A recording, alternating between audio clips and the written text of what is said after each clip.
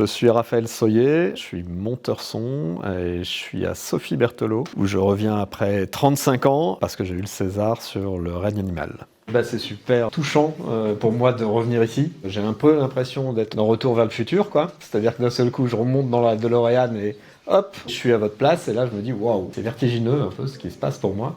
Un premier jalon dans mon parcours, c'est quand ma mère m'a dit « Alors, qu'est-ce que tu veux faire, caté ou école de musique ?» École de musique, plutôt.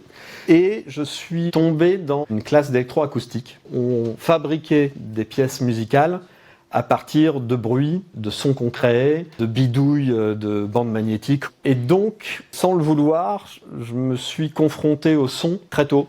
J'ai fait mon collège et mon lycée à Sophie Berthelot, 6e terminale, et j'étais tellement bon élève que j'ai repassé ma terminale. Il y avait certaines matières que je détestais, j'étais nul en maths, j'y arrivais pas, c'était vraiment quelque chose qui était compliqué pour moi. Et puis je savais pas ce que je voulais faire, j'étais dans un cheminement comme ça, comme vous, où je vois des trucs, je me dis tiens, ça me plaît, ça me plaît moins.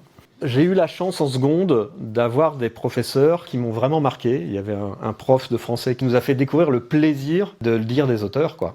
C'est-à-dire que d'un seul coup, on étudiait des textes avec lui, mais on étudiait à côté de lui, et pas face à un professeur qui allait nous dire la vérité. Ça a vachement changé ma perception des choses sur les matières qu'on apprenait. Ça m'a fait apparaître des possibilités, et j'ai adoré ça. Je me suis dit, bon, en terminale, qu'est-ce que j'aime qu'est-ce que j'aimerais faire, donc je savais pas trop. Et je me suis dit, j'aime bien l'histoire de l'art, parce que j'ai quand même été baigné dedans. Mon père avait fait les beaux-arts, et ma mère était étalagiste. Les chiens font pas des chats. Donc j'ai décidé de faire des études d'histoire de l'art. Donc je suis parti à Lille.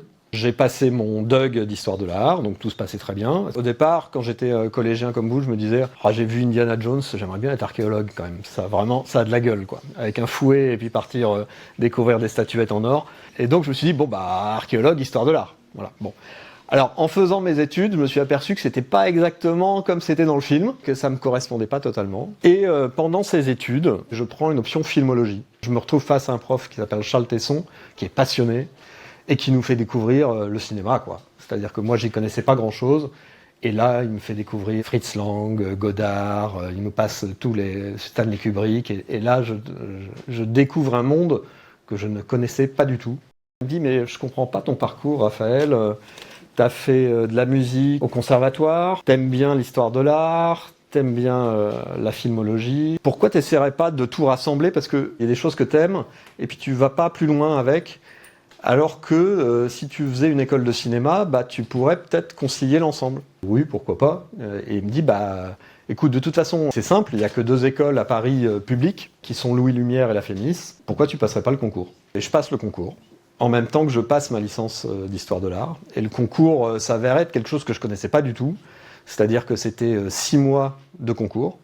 Et je l'ai eu. Alors, est-ce que c'est parce que j'ai eu tout ce parcours un peu de travail électroacoustique, d'approche de l'histoire de l'art? Je sais pas. En tout cas, ça a parlé. Je me suis dit, j'ai passé 6 mois de concours. Il faut y aller, quoi. Je suis parti à Paris et j'ai commencé une formation de son en cinéma. C'est un parcours qui a été orienté par des rencontres. Est-ce que vous avez des conseils du coup pour le concours de la Fémis, parce que personnellement ça m'intéresse beaucoup aussi? Moi je pense que la première chose c'est d'aller beaucoup au cinéma, manger des films, regarder un maximum, ce qui te permettra toi de te faire aussi ta culture, en quoi ça résonne pour toi. Je pense que la Fémis cherche des subjectivités, c'est-à-dire qu'elle cherche quelqu'un qui a une personnalité et qui va apporter quelque chose à la promo. Donc nous on avait tous des parcours très différents et c'est ça qui les intéresse. Alors qu'à Louis Lumière, il demande une formation technique très forte. J'ai pas pu passer le concours de Louis Lumière parce que j'avais vraiment pas les capacités en maths du concours qui était écrit, quoi.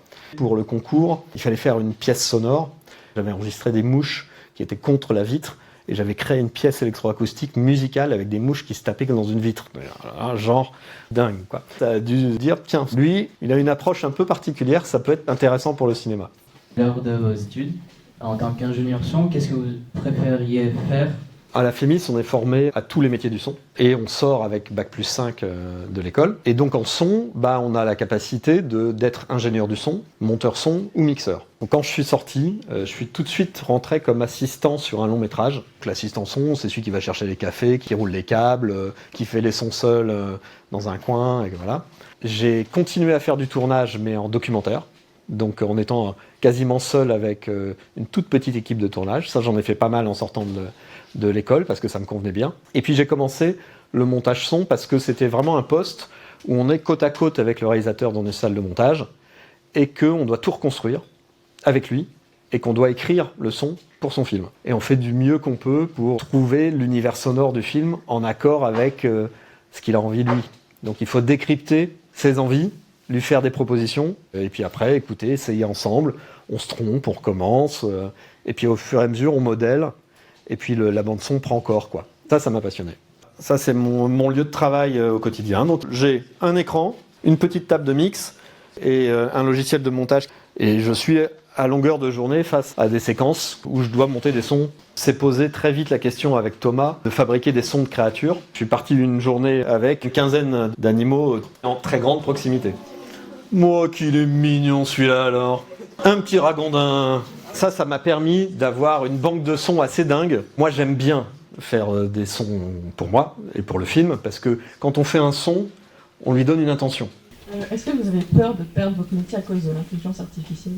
Moi j'ai confiance parce qu'au final c'est quand même un travail en commun avec un réalisateur et que ça restera toujours des choix artistiques. L'intelligence artificielle à un moment donné se nourrit d'elle-même, c'est-à-dire que ça tourne en boucle, il y a des occurrences qui reviennent de plus en plus, de mêmes mots, de mêmes raisonnements, ça devient une sorte de monstre qui ne fonctionne plus si bien que ça.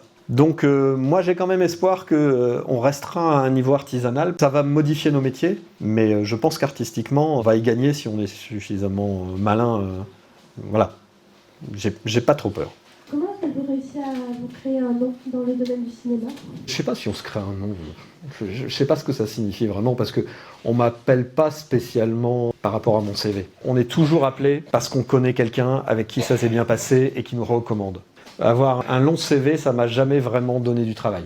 Et encore moins l'école. Quelque chose de très important parce que ça m'a apporté les bases, ça m'a apporté une méthodologie, ça m'a apporté une technique. Mais par contre, le plus important qui était comment ça fonctionne dans le cinéma, je l'ai appris sur le tas et quelquefois à mes dépens. C'est-à-dire c'est quand même 80% de psychologie et de comprendre ce que veut le réalisateur et quelles sont ses craintes et quelles sont ses angoisses. Et c'est ça qu'il faut analyser. Et ça s'apprend pas vraiment à l'école. Il faut mettre les mains dans le travail, il faut rencontrer plein de monde, et puis se retrouver confronté à ça. La grande richesse de ce métier, c'est que tous les 3 mois, moi, je change d'univers, je fais des nouvelles rencontres. Je passe sur les derniers films que j'ai fait de la dictature au Brésil en 71 à Jean Dujardin qui rétrécit et qui combat contre des araignées. Enfin, des trucs, on se dit, mais jamais j'aurais pensé que je pouvais me confronter à des univers aussi différents en aussi peu de temps, et avec des personnalités aussi différentes. Chaque réalisateur, c'est une expérience particulière et très enrichissante.